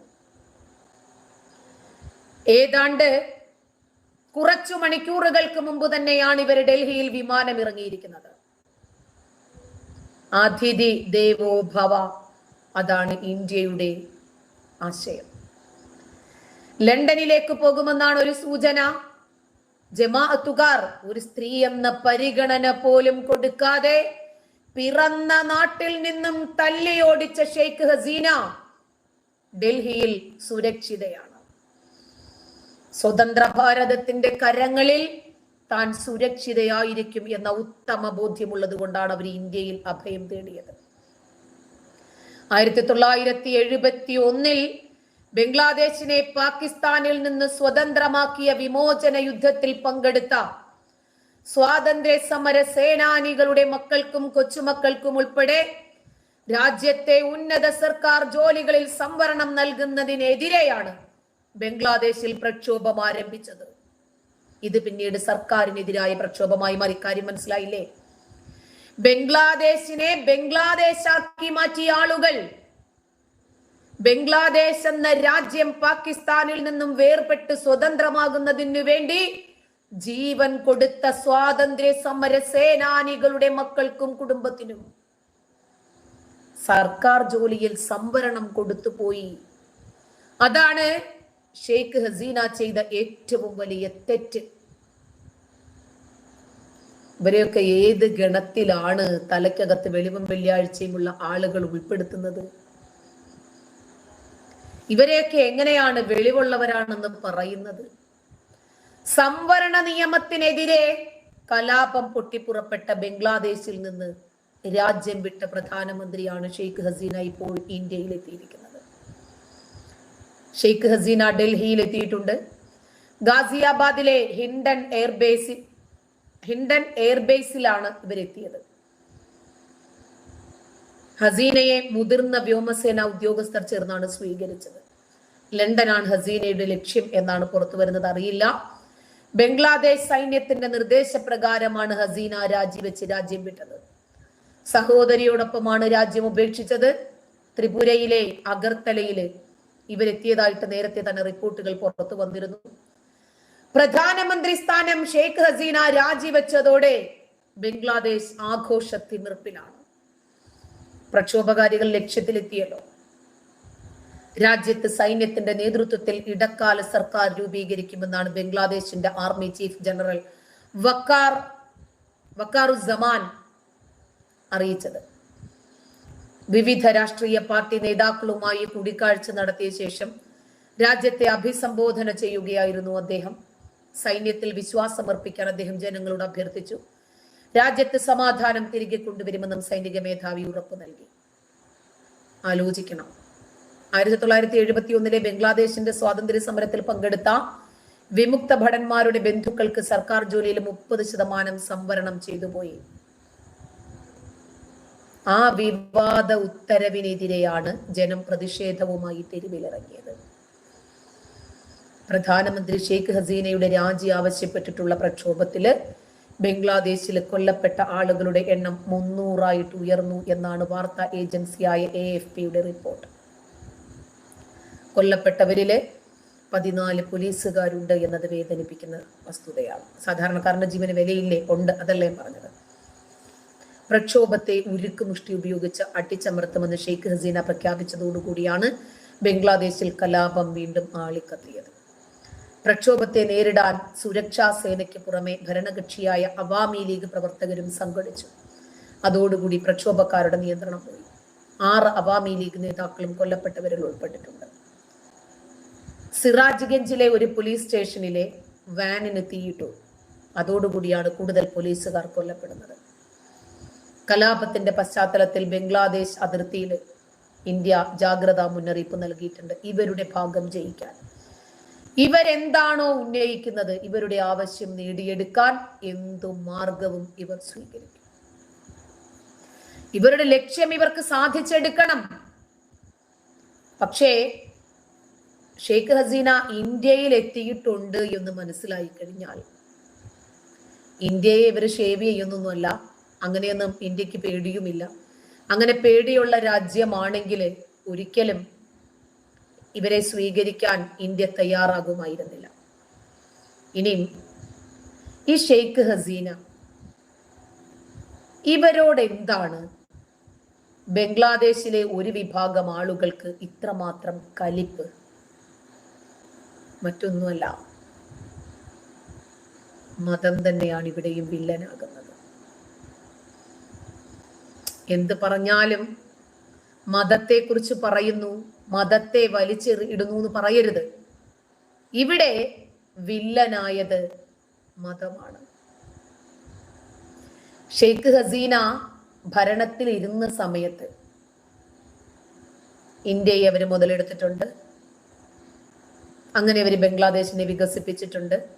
ശരിയാണ്, അതൊക്കെ നമ്മൾ സമ്മതിക്കുന്നുണ്ട്. അവരങ്ങനെ ഭരണം ഏറ്റെടുത്തു. ജമാഅത്തെ ഇസ്ലാമികളാണ് അന്നും ഇന്നും എന്നും അവർക്കെതിരായിട്ട് നിന്നിട്ടുള്ളത്. പിന്നീട് ഇവര് മാറിക്കൊടുത്തല്ലോ. ഇനി ജനാധിപത്യം വേണ്ടല്ലോ. ഇനിയും അള്ളാഹുവിന് വേണ്ടി ഭരിക്കുന്ന ഇൻഷാ അല്ലാ ഇൻകിലാബ് എന്നൊരു രാജ്യമായിട്ട് അതങ്ങ് മാറുമല്ലോ. അപ്പോൾ ഖിലാഫത്ത് പ്രസ്ഥാനം നിലവിൽ വരുമല്ലോ. ബംഗ്ലാദേശ് അങ്ങനെ കുറച്ചുകൂടി തീവ്രതയുള്ള രാജ്യമായിട്ട് മാറും. അപ്പൊ ബംഗ്ലാദേശും ഇന്ത്യയും തമ്മിൽ ഉണ്ടാക്കിയിരിക്കുന്ന ചില കരാറുകളുണ്ട്, അതങ്ങ് അവസാനിക്കും. പിന്നീട് ബംഗ്ലാദേശിലെ തീവ്രവാദം പിടിമുറുക്കുമ്പോൾ ഇന്ത്യയുടെ വേലിക്കെട്ടുകൾ ഭേദിച്ച് ഇവിടെ എത്തും. മനസ്സിലായ? ആ സമയത്ത് ഇവിടെയുള്ള ബംഗാളികള് അവരെ 2 കൈയും കൂട്ടി സ്വീകരിക്കും. ബംഗാളികൾ എന്ന രൂപത്തിൽ നമ്മുടെ നാട്ടിൽ കുറച്ച് പാകിസ്ഥാനികളും ബംഗ്ലാദേശികളും ഒക്കെ ഇരച്ചെത്തിയിട്ടുണ്ടല്ലോ. അവർക്ക് വലിയ സന്തോഷമാകും. മനസ്സിലായ? കാരണം ഷെയ്ഖ് ഹസീന ഹെലികോപ്റ്ററിൽ രക്ഷപ്പെട്ടു എന്നത് ശരിയാണ്. പ്രധാനമന്ത്രിയുടെ വസതി കൈയടക്കി എന്നത് ശരിയാണ്. പ്രക്ഷോഭകാരികൾ അവിടെ എത്തിയിട്ടുണ്ട്. അവരുടെ അധികാര കസേരയടക്കം പ്രക്ഷോഭകാരികൾ തീയിട്ടു. അവരവിടെ ഉണ്ടായിരുന്നെങ്കിലുള്ള അവസ്ഥ പറയാനുണ്ടോ? അതാ പറഞ്ഞത്, അവരിന്ന് ഈ ഭൂമിയിൽ ഉണ്ടാകുമായിരുന്നില്ല. ഇപ്പൊ അവര് രഹസ്യ കേന്ദ്രത്തിലേക്ക് മാറിയിട്ടുണ്ട്. കാരണം ഇന്ത്യയിൽ തന്നെ നിന്നാൽ അവർക്കറിയാം നമ്മൾ കാരണം ഇന്ത്യക്ക് കൂടി ആപത്തുണ്ടാവും. അതുകൊണ്ട് നമ്മളെ സംരക്ഷിച്ചു എന്നതിന്റെ പേരിൽ ഒരിക്കലും ആ രൂപത്തിൽ ഒരു ദുരന്തം ഈ രാജ്യം ഏറ്റുവാങ്ങേണ്ടി വരരുത് എന്നവർ ആഗ്രഹിക്കുന്നുണ്ട്. ഇതിനു മുമ്പ് ഈ ഷെയ്ഖ് ഹസീന ഏതാണ്ട് ഒരു ജനുവരിയിലൊക്കെ ആയിരിക്കും അവര് ഇന്ത്യയിൽ വന്നു. അന്ന് സോണിയാഗാന്ധിയെയും രാഹുൽ ഗാന്ധിയെയും ഒക്കെ സന്ദർശിച്ചു. നിതിൻ രാജ്, നിന്റെ അമ്മയെ വിളിയടാ, വിളിക്കണ അതിനെ.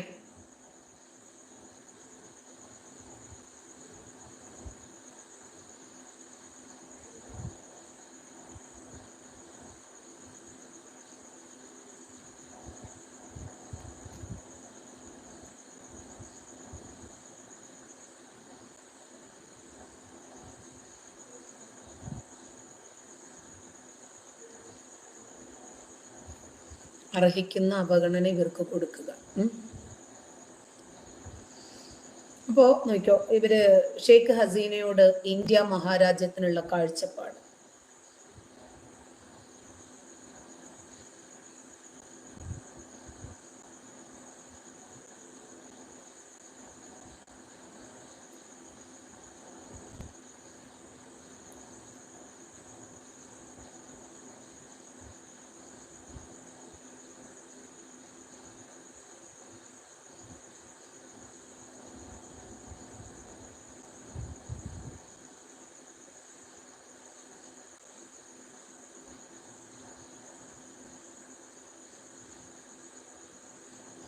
അതുകൊണ്ട് തന്നെ ഇന്ത്യയോട് അവർക്ക് വലിയ വിശ്വാസമായിരുന്നു.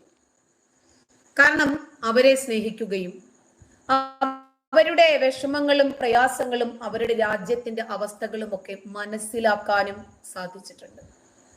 അവര് ഇന്ത്യയെ ചൂഷണം ചെയ്തു എന്നതൊക്കെ ശരിയാണ്. ഇവര് നമ്മൾ വിചാരിക്കുന്നത് പോലെ സാധാരണക്കാരിയല്ല. ബംഗ്ലാദേശിന്റെ രാഷ്ട്രപിതാവായ ഷെയ്ഖ് മുജീബുർ റഹ്മാന്റെ മകളാണ്. സർക്കാർ ജോലികളിൽ സ്വാതന്ത്ര്യ സമര സേനാനികളുടെ മക്കൾക്കും കൊച്ചുമക്കൾക്കും 30% സംവരണം കൊടുത്തതിന്റെ പേരിലാണ് ഈ പ്രയാസം ഉണ്ടാകുന്നത്, ഈ പ്രതിഷേധം അരങ്ങേറുന്നത്. കോടതി വിധി അതിനനുകൂലമായതും അവാമി ലീഗ് പ്രവർത്തകരാണ് കൂടുതലായും സർക്കാർ ജോലികളിൽ കയറുന്നത് എന്ന ആരോപണവും ഒരു വിഭാഗം ആളുകളെ പ്രക്ഷോഭകാരികളാക്കി. രാജ്യത്ത് പടർന്നു പിടിച്ച കലാപങ്ങളിൽ ഒരുപാട് ആളുകൾ കൊല്ലപ്പെട്ടു. അങ്ങനെയാണ് സൈന്യം ഷെയ്ഖ് ഹസീനയ്ക്ക് അന്ത്യശാസനം നൽകുന്നത്. മറ്റേതോ രാജ്യത്ത് അവരുടെ കുടുംബവും പലായനം ചെയ്തു എന്നാണ് അറിഞ്ഞത്. കാരണം ഇവരെ സംബന്ധിച്ചിടത്തോളം ആരെ കൊല്ലാനും വെട്ടാനും ഒന്നും യാതൊരു മടിയുമില്ല. അവരുടെ ഭാഗം ജയിക്കണം. 1 മാസത്തിലധികമായി തുടർന്നു വരുന്ന കടുത്ത സർക്കാർ വിരുദ്ധ പ്രക്ഷോഭത്തിൽ പിടിച്ചു നിൽക്കാൻ ഇനിയും ഷെയ്ഖ് ഹസീനയ്ക്ക് സാധിക്കുമായിരുന്നില്ല. വിദ്യാർത്ഥികൾ തുടങ്ങിവെച്ച പ്രക്ഷോഭം രാജ്യം മുഴുവനും പടർന്നു പിടിച്ചു. മറ്റു വഴികളില്ലാതെ രാജിവെക്കുകയല്ലാതെ ഷെയ്ഖ് ഹസീനയ്ക്ക് മറ്റൊരു ഒരു ഓപ്ഷൻ ഉണ്ടായിരുന്നില്ല. ഒരു കാര്യവും കൂടി ഞാനൊന്ന് സൂചിപ്പിക്കാം. സാന്ദർഭികമായി നിർമ്മല കോളേജില് നമസ്കാര റൂം വേണമെന്ന് ആവശ്യപ്പെട്ട് 4 കുട്ടികളാണ്, 4 മുസ്ലിം കുട്ടികളാണ് ആ കോളേജിൽ നിന്നും വന്നത് അല്ലെ. ആദ്യം അവര് ഒരു രേഖാമൂലം നമ്മൾ ആവശ്യപ്പെടുമ്പോൾ വിശ്വസ്തയോടെ വിനയപൂർവം താഴ്മയായി അപേക്ഷിക്കുന്നു. ഇങ്ങനെയൊന്നും ആയിരുന്നില്ല. അനൻ വായാണ് എന്തോന്നിട ഇങ്ങനെ തെറി വിളിച്ചിട്ട് വേണം ഒരു മതത്തെ സംരക്ഷണം നടത്താൻ. മതമേ തെറിയാണ്. മതം ഉൽപ്പാദിപ്പിക്കുന്ന ഗ്രന്ഥമേ തെറിയാണ്. ഈ മതം പഠിപ്പിച്ച മമ്മതേ തെറിവിളിയാണ്. മനസ്സിലായോ? അപ്പൊ അതല്ല, ഡെയ്സ് മാത്യു എന്താണത് കേൾക്ക്. അങ്ങനെ നിർമ്മല കോളേജില് 4 കുട്ടികൾ ഒരു ഭീഷണിയുടെ സ്വരത്തിലാണ് ഒരു കത്ത് എഴുതി കൊടുക്കുന്നത് കോളേജ് പ്രിൻസിപ്പലിന്. ആ കത്തിൽ എന്താ പറയുന്നത്? ഇന്ന് വൈകുന്നതിനകം തീരുമാനമുണ്ടാകണം. ഭീഷണിയാണ്. ഒരു ക്രിസ്ത്യൻ മാനേജ്മെന്റ് സ്ഥാപനത്തിലേക്ക് ചെന്നിട്ട് ഇവർക്ക് ഇസ്ലാമിക രൂപത്തിൽ ഇവർക്ക് ആരാധന നടത്താൻ ഒരു റൂം വേണം. പിന്നീട് അത് ക്രമേണ ഇവര് പള്ളിയാക്കി മാറ്റിക്കൊള്ളും. ആ പ്രതിഷേധം പിന്നീട് ഒരുപാട് കുട്ടികൾ ഏറ്റെടുക്കുന്നു. ശ്രദ്ധിച്ചോ? ഒരുപാട് സംഘടനകൾ ഏറ്റെടുക്കുന്നു. ഒരു വലിയ പ്രക്ഷോഭമായി മാറുന്നു. കലാപമുണ്ടായില്ല. അങ്ങനെ മണിക്കൂറുകളോളം ഡോക്ടർ കുര്യൻ സാറിനെ, കെവിൻ കുര്യനെ തടഞ്ഞു വെക്കുന്നു. എങ്ങനെയുണ്ട്? പിന്നീട് അവർക്കറിയാം നമ്മൾ തുടങ്ങി വെച്ചാൽ മതി. അതിന്റെ പിന്നാലെ ഇനിയും ഒരുപാട് സംഘടനകൾ വരും. ഈ സ്ഥാപനം തന്നെ നിന്ന് കത്തിക്കാൻ പറ്റിയ ആളുകൾ നമ്മുടെ കയ്യിലുണ്ട്. അവർക്കറിയാമായിരുന്നു.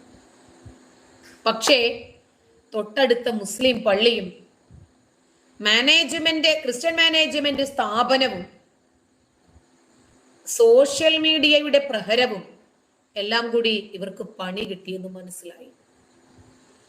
അങ്ങനെ മനസ്സിലായപ്പോ രണ്ട് പള്ളി കമ്മിറ്റിക്കാരും ഉഡായിപ്പ് സഖ്യമായിട്ട് അങ്ങ് ചേർന്നു.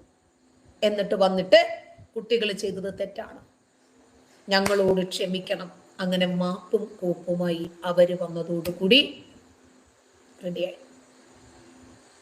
പിന്നീടാണ് വയനാട് കലാപം ഉണ്ടാകുന്നത്. അപ്പൊ അങ്ങനെ ചൂരൽമലയിലെയും മുണ്ടക്കൈയിലെയും വെള്ളത്തില് നിർമ്മല കോളേജിലെ നമസ്കാര പള്ളിയും ഒഴുകിപ്പോയി.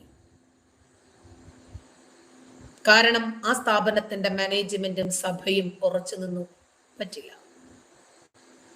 പറ്റില്ല, ഇവിടെ ഒരു നമസ്കാര പള്ളി പറ്റില്ല.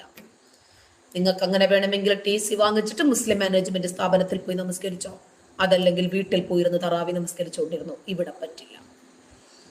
50 മീറ്റർ അകലെ മുസ്ലിം പള്ളിയുണ്ട്, കുത്തിക്കഴപ്പല്ല ഇതിനൊക്കെ. അവിടെ പോയിട്ട് നമസ്കരിക്കണ്ട. അപ്പൊ ഇവരുടെ ലക്ഷ്യ നിസ്കാരമാണോ? ഇന്നസെന്റ് പറഞ്ഞതുപോലെ ആദ്യം അങ്ങനെ, പിന്നെ നാട്ടിലുള്ള സകലമാന ആളുകളും അവിടെ വരും. പിന്നീട് അതൊരു പള്ളിയാക്കി മാറ്റാം. പിന്നീട് മുസ്ലിം പ്രിൻസിപ്പിൾ ഞങ്ങൾക്ക് വേണമെന്ന് പറയാം. പിന്നീട് ഇസ്ലാമിക സബ്ജക്റ്റുകൾ നമുക്ക് വേണമെന്ന് പറയാം. ബാങ്ക് വിളിക്കാം, വെള്ളിയാഴ്ച ദിവസം കുത്തുബ നടത്താം, നോമ്പ് കാലം വരുമ്പോൾ ഇഫ്താർ വിരുന്നുകൾ സംഘടിപ്പിക്കാം, മതപ്രഭാഷണങ്ങൾ സംഘടിപ്പിക്കാം. ആ സ്ഥാപനം ക്രമേണ നമുക്ക് ഹലാൽ സ്ഥാപനമാക്കി മാറ്റാം.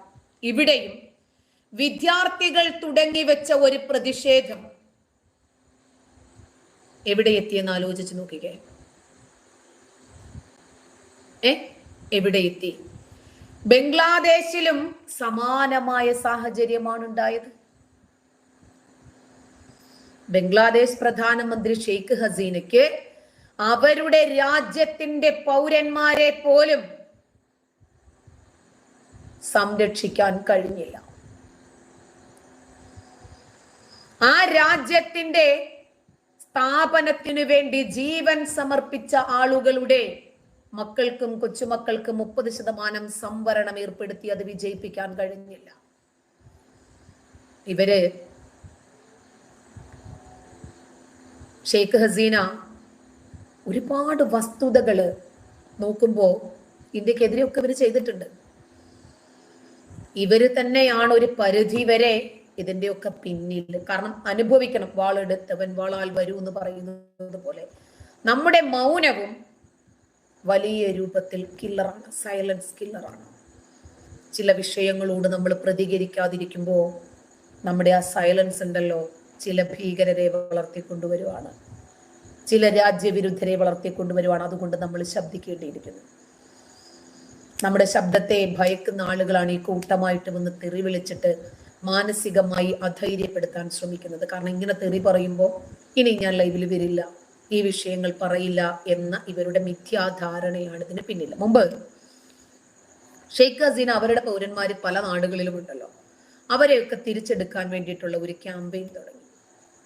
അങ്ങനെ മ്യാൻമാറിലെ റോഹിംഗ്യൻ മുസ്ലിംസിന് അഭയം നൽകാൻ തീരുമാനിച്ചു. അതോടുകൂടി ഇവരുടെ ഗതികേട് തുടങ്ങി. തലയ്ക്ക് മുകളിൽ തൂങ്ങുന്ന വാളാണിതെന്ന് ഇവര് മനസ്സിലാക്കിയോ? അങ്ങനെ മ്യാൻമാറിലെ പ്രശ്നങ്ങളൊക്കെ ഒന്ന് ഒഴിയുന്നത് വരെ അവർക്ക് ബംഗ്ലാദേശിൽ കഴിയാമെന്ന് പറഞ്ഞു. മ്യാൻമാറിൽ പ്രശ്നങ്ങൾ ഉണ്ടാക്കുന്നവരെയാണ് ഈ വിളിച്ചു കേട്ടുന്നത് ബംഗ്ലാദേശിലേക്ക്.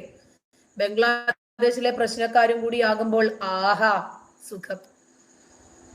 ഇവര് ചോദിച്ചു, എന്ത് കുറ്റം ചെയ്തിട്ടാണ് മുസ്ലിം സമുദായത്തിൽപ്പെട്ട സ്ത്രീകളെയും കുഞ്ഞുങ്ങളെയും ഒക്കെ സൈന്യവും ബുദ്ധിസ്റ്റുകളും ഒക്കെ ഇങ്ങനെ കൊല്ലുന്നത്, ഉപദ്രവിക്കുന്നത്? അങ്ങനെ അവരുടെ ആ ഒരു വീഡിയോ സമൂഹ മാധ്യമങ്ങളിലുണ്ട്. സ്ത്രീകളും കുട്ടികളും ഒക്കെ മര്യാദക്കിരുന്നാൽ അടിച്ചാൽ തിരിച്ചടിക്കാത്ത, കടിച്ചാൽ തിരിച്ചു കടിക്കാൻ അറിയാത്ത ബുദ്ധിസ്റ്റുകൾ ഇവരെ എന്തെങ്കിലും ചെയ്യുമോ? കല്ലും കവണയും പറക്കി അവരെ എറിയാൻ പോകുമ്പോൾ അവര് തിരിച്ച് നല്ല രൂപത്തിൽ കൊടുക്കും. അങ്ങോട്ട് മാന്തിയത് കൊണ്ടാണ് ഇങ്ങോട്ട് കിട്ടിയത് എന്നിവര് ചിന്തിക്കുന്നില്ല. അപ്പൊ അങ്ങോട്ട് പോയി വാങ്ങിക്കുമ്പോ തിരിച്ച് ഒരു ബുദ്ധിമുട്ടും ഇല്ലാതെ, ഒരു പിശുക്കുമില്ലാതെ അവരും തിരിച്ചു തരും. അത് ശരിക്കു വാങ്ങി വെച്ചിട്ട് നിലവിളിച്ചുകൊണ്ടിരിക്കേണ്ടി വരും. ഇന്നുവരെ സ്വന്തം തലവേദന ഉണ്ടാക്കിയ ആളുകൾ ആരും അനുഭവിക്കാതിരുന്നിട്ടില്ല. അങ്ങനെ കലാപം അതിരൂക്ഷമായ സാഹചര്യത്തിൽ ഷെയ്ഖ് ഹസീനയ്ക്ക് മനസ്സിലായി, താൻ ഇതുവരെ നെഞ്ചിലേറ്റി സ്നേഹിച്ച, വളർച്ചയിലേക്ക് പുരോഗതിയിലേക്ക് കൊണ്ടുവന്ന ഈ രാജ്യം ഇപ്പോൾ എനിക്കെതിരായിരിക്കുന്നു. ബംഗ്ലാദേശിൽ മുഴുവനും വിദ്യാർത്ഥികൾ തുടങ്ങി വെച്ച ആ പ്രക്ഷോഭം ഭരണവിരുദ്ധ പ്രക്ഷോഭമായി മാറി. നിയന്ത്രിക്കാൻ പറ്റിയില്ല ഷെയ്ഖ് ഹസീനയ്ക്ക്. അങ്ങനെ ഷെയ്ഖ് ഹസീന രാജിവെച്ച് നാടുവിട്ടു. പട്ടാളം ഭരണമേറ്റെടുത്തു. പ്രധാനമന്ത്രി സ്ഥാനം രാജിവെച്ച ഷെയ്ഖ് ഹസീന ഇന്ത്യയോടായിരുന്നു വിശ്വാസം. ഇന്ത്യയിൽ അഭയം തേടി. ഷെയ്ഖ് ഹസീനയുടെ രാജി ആവശ്യപ്പെട്ടിട്ടായിരുന്നു പ്രക്ഷോഭം അരങ്ങേറിയത്. അവര് രാജിവെച്ചു. ഇനി അവരെ കൊല്ലുമെന്ന് അവർക്കറിയാം. അങ്ങനെ ഇനിയെങ്കിലും ഒരാളും കൊല്ലപ്പെടരുത് എന്നതുകൊണ്ട് അവര് രാജ്യം വിട്ടു. അങ്ങനെ ഭരണകക്ഷിയായ അവാമി ലീഗ് അനുയായികളും പ്രതിഷേധക്കാരും തമ്മിൽ തെരുവിൽ വലിയ രൂപത്തിൽ കലാപ സാഹചര്യം ഉണ്ടായി.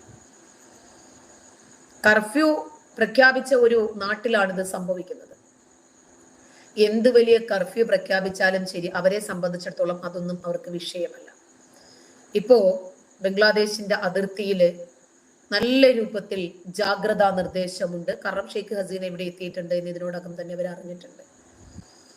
ബംഗ്ലാദേശിലെ ജനങ്ങൾ ശരിക്കും തീവ്രവാദം എന്താണ് എന്ന് ഇന്നു മുതൽ പഠിക്കും.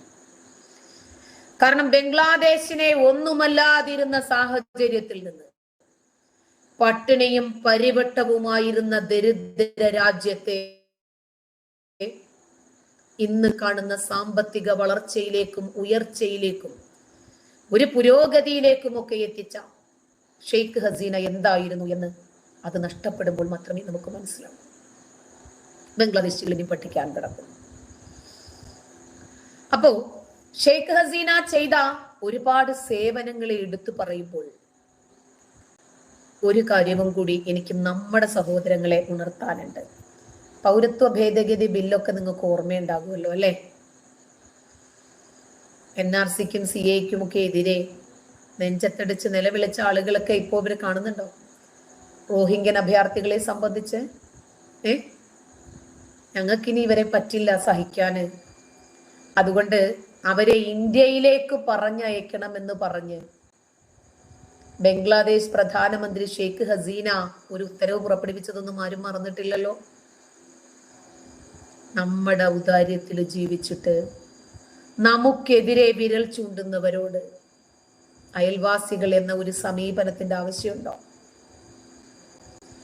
ഷെയ്ഖ് ഹസീന നമ്മളോട് ഇതൊക്കെ മനസ്സിലാക്കി തരുന്നുണ്ട്. ബംഗ്ലാദേശ് ഇതൊക്കെ നമുക്ക് മനസ്സിലാക്കി തരുന്നുണ്ട്. മാസ്റ്റർ ബിൽഡ്, നിനക്ക് ഇവിടെ നിന്ന് ചലക്കാമെങ്കിൽ എനിക്ക് ഇവിടെ നിന്ന് കമന്റ് ഇടാം. നിന്റെ വീട്ടിൽ പോയിരുന്ന് കമന്റ് ഇടറ. ഇതെന്റെ ലൈവ് അല്ലേ? നിന്റെ വീട്ടിൽ പോയിരുന്ന് നീ കമന്റ് ഇടറ ചെല്ലേ. നീ കമന്റ് എന്റെ ലൈവിനകത്ത് ഇടണ്ട എന്ന് ഞാൻ തീരുമാനിച്ചാൽ നിന്നെ ഞാൻ പറഞ്ഞു വിടും. എനിക്ക് താല്പര്യമില്ലെങ്കിൽ നീ ഇവിടെ നിൽക്കരുത്, അത്രേ ഉള്ളൂ. മര്യാദയ്ക്ക് മാനം മര്യാദയ്ക്കാണ് സംസാരിക്കുന്നതെങ്കിൽ ആർക്കും ഒരു കുഴപ്പമില്ല. പൂരത്തെറിവിളികളുമായിട്ട് വരുമ്പോഴേ ആർക്കും നിന്നെ ഒന്നും ഉൾക്കൊള്ളാൻ പറ്റില്ല. മോനെ അടയ്ക്ക്. ആർക്കും ഉൾക്കൊള്ളാൻ പറ്റില്ല. എല്ലാവരും അടിച്ചോടിക്കും. മനു ഭാഷ നിനക്ക് കിട്ടാൻ പോകുന്നതേ ഉള്ളൂ. ആരാടാ നിന്റെ തന്തയാണോ വരുന്നത് കിട്ടാന്? ഇനി കൊണ്ടുവരക്കടാ. നിന്റെ വാപ്പായാണ് ഏൽപ്പിച്ചിരിക്കുന്നത്, നിന്റെ തന്തയെ. നിനക്ക് തന്തയുണ്ടാ? എന്നാ പിന്നെ അവരിങ്ങോട്ട് വരട്ടെ, എനിക്ക് തരാൻ ഇങ്ങോട്ട് വരട്ടെ. തിരിച്ചു കിട്ടുന്നത് വാങ്ങിച്ചോളാൻ പറയണം. അങ്ങനെ എന്നെ കൊല്ലാൻ ഒരാൾ വന്നാല് ഒന്നും ചെയ്യാൻ പറ്റിയില്ലെങ്കിൽ ശരീരത്തിന്റെ ഏതെങ്കിലും ഒരു ഭാഗം കടിച്ച് ഒരു കഷ്ണം മാംസവുമായിട്ട് ഞാൻ പോകും. തെളിവുകൾ വേണ്ടേ? കൂട്ടമായിട്ട് വന്നാൽ സംഘത്തിൽ 1-2 എണ്ണത്തിനെയും കൊണ്ടേ ഞാൻ പോകും. ഒറ്റയ്ക്ക് എന്താണെങ്കിലും ഞാൻ പോകത്തില്ല. കാരണം നരകത്തിലേക്ക് ഞാൻ പോയി കയറുമ്പോ സ്വർഗത്തിലേക്ക് പോകാനും കൂടി നിന്റെ ഒക്കെ ഹൂറന്മാര് വേണ്ടേ?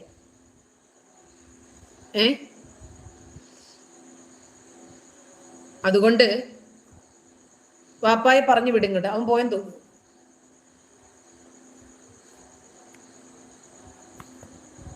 റിഷാൻ, വാപ്പായ്ക്കില്ലേ മോനെ? വാപ്പായ്ക്ക് അത് ഉള്ളത് കൊണ്ടാടാ നീ ഉണ്ടായത്. മനസ്സിലായില്ലേ? നിനക്കൊക്കെ ഇതല്ലാതെ വേറെ എന്തെങ്കിലും പറയാനുണ്ടോടാ തെണ്ടികളെ? അലവലാദികളെ, സംസ്കാരമില്ലാത്ത നാറികളെ. ഒരു പബ്ലിക്കിൽ വന്നിട്ട് ഒരാളോട് എന്ത് പറയണമെന്ന് അറിയില്ല. എന്താടാ ലൈംഗിക അവയവങ്ങളുടെ പേര്, അതല്ലെങ്കിൽ ഒരു സ്ത്രീയുടെയോ ഒരു പുരുഷന്റെയോ ഈ ശരീരത്തിന്റെ പേര് പറയുമ്പോഴേക്ക്, ഒരു അവയവത്തിന്റെ പേര് പറയുമ്പോഴേക്ക് നിനക്കൊക്കെ എന്ത് രൂപത്തിലുള്ള ഉൾപ്പുളകമാടാ കിട്ടുന്നേ? നിന്റെയൊക്കെ വീട്ടിൽ നിന്ന് കിട്ടുന്നതാണോടാ ഇത്? ആണാ?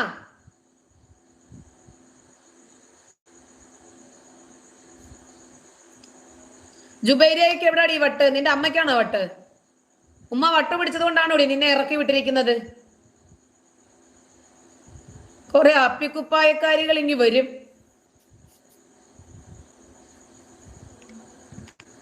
അപ്പോ നമ്മൾ ആലോചിക്കണം, പാകിസ്ഥാനും അഫ്ഗാനിസ്ഥാനും ബംഗ്ലാദേശിനും തുർക്കിക്കും സിറിയയ്ക്കും ഒക്കെ ഇന്ത്യ എല്ലാ രൂപത്തിലുള്ള സഹായവും ചെയ്തു കൊടുത്തിട്ടുണ്ട്. അഫ്ഗാനും പാകിസ്ഥാനും ബംഗ്ലാദേശും പട്ടിണിയായിരുന്ന സമയത്ത് ഇന്ത്യ അവർക്ക് വേണ്ടതെല്ലാം കൊടുത്തു.